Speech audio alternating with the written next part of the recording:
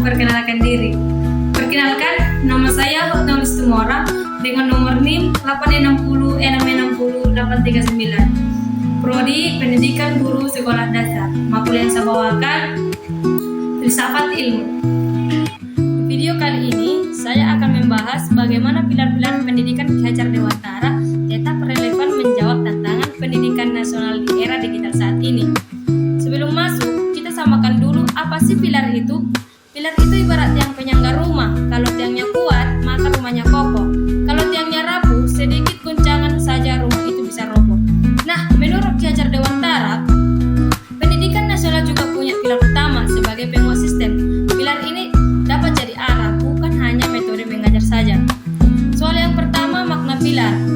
Penjelasan tambahan, pilar itu dalam pendidikan artinya dasar atau nilai utama yang membuat sistem pendidikan itu kuat dan tidak mudah goyah. Kalau pilarnya kokoh, maka tujuan pendidikan untuk memanusiakan manusia bisa tercapai. Soal yang kedua, prinsip dasar Ki Hajar Dewantara.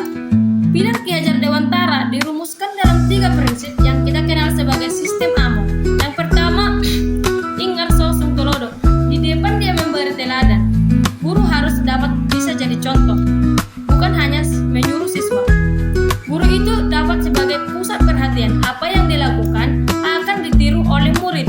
Yang kedua, Ingmaida Mangunkarso. Di tengah dia membangun semangat dan prakarsa siswa, guru dapat mendampingi, memberi motivasi supaya siswa berani mencoba. Guru jadi penyemangat saat siswa mulai merasa malas. Yang ketiga, Tutur Handayani. Di belakang dia memberi dorongan dan kebebasan kepada siswa. Guru memberi ruang supaya siswa mandiri dan bertanggung jawab. Lalu didorong dari belakang saat dia merasa ragu atau bimbang. Tujuan dari semua ini adalah membentuk manusia yang merdeka lahir dan batinnya. 3 ini bukan sekedar urutan saja, akan tetapi 3 peran yang harus dimainkan guru secara bergantian. Nah, soal yang ketiga, relevansi dan tantangan di era digital tambah contoh aktual. Nah, pertanyaannya, dari 3 pilar ini masih sangat relevan tidak di era di TikTok, AI, dan pembelajaran daring? Jawabannya ya, masih sangat relevan. Masih jadi lebih dibutuhkan. Tapi tantangannya dapat berubah bentuk.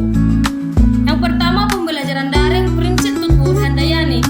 Penjelasannya dapat kita lihat bahwa di kelas online, guru tidak bisa mengawasi siswa dalam 24 jam. Siswa harus diberi kebebasan belajar mandiri lewat LMS, video, dan tugas proyek. Tantangannya banyak sekali siswa yang hilang motivasi karena minim interaksi. Ini yang disebut sebagai perbedaan yang membuat perbedaan. Solusi dan contoh aktual. Guru harus aktif sebagai motivator di tengah sesuai dengan Ingmaida Mangunkarso. Contohnya, guru dapat membuat grup WhatsApp khusus orang tua sebagai pojok semangat. Tiap pagi ngirim notes atau pujian kepada siswa agar bisa dilihat oleh guru dan diberikan kepada siswa. Kan hasilnya bisa yang tadinya off kamera jadi sangat rajin mengumpul tugas. Yang kedua, literasi digital, prinsip Ingarso Sungtulodo. Penjelasannya dapat kita lihat di era banjirnya informasi saat ini, guru harus jadi teladan dalam memilih informasi hoax dan valid. Tantangannya, tidak semua guru melek dalam digital. Relevansi, teladan digital sekarang ini, guru wajib on kamera saat Zoom, rapi dan punya netiquette. Contoh aktualnya, kasus hoax BPJS gratis yang viral di TikTok 2025. Guru yang melek digital bisa langsung ajak siswa cek kebenarannya bareng-bareng di kelas. Jadi, teladan kan bisa jadi nyata.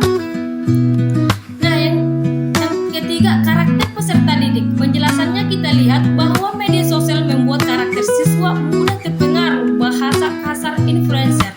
Pilar Ki Hajar Dewantara menekankan pendidikan budi pekerti. Tantangannya, bagaimana menanamkan sopan santun dan etika digital kalau interaksi tatap muka berkurang? Nah, dapat kita kasih solusinya. Jawabannya dengan memberi contoh nyata dan diskusi khusus di kelas. Ini wujud dari Ingmaida Mangunkarso, dapat membangun semangat dalam berdiskusi. Yang terakhir, peran seorang guru. Dapat kita beri penjelasan tambahannya bahwa guru berubah dari sumber ilmu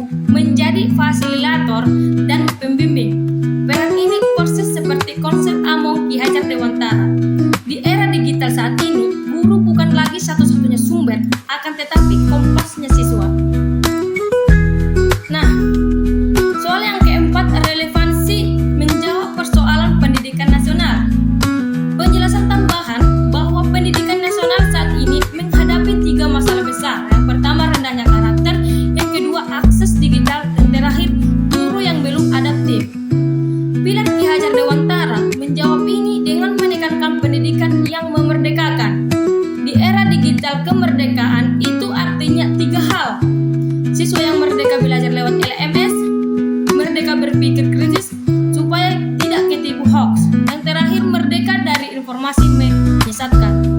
Jadi, teknologi bisa saja berubah, akan tetapi tujuan pendidikan untuk membangun manusia berkarakter dan merdeka tidak boleh berubah. Justru pilar ini jadi kompas supaya kita tidak tersesat oleh teknologi yang sekarang. Ingarso mengajarkan guru jadi influencer positif, sedangkan tuturi mengajarkan kita percaya murid bisa mandiri dan bertanggung jawab. Nah, kesimpulan yang dapat kita ambil dari prinsip Ingarso Suntulodo, Ingmaida Mangunkarso, dan tuturi Handayani, tugas kita sebagai calon pendidik atau sebagai calon guru adalah menghidupkan kembali nilai ini dengan cara yang kontekstual. Sekian presentasi dari saya, kurang lebihnya saya mohon maaf, dan semoga video ini dapat bermanfaat bagi yang sudah menonton.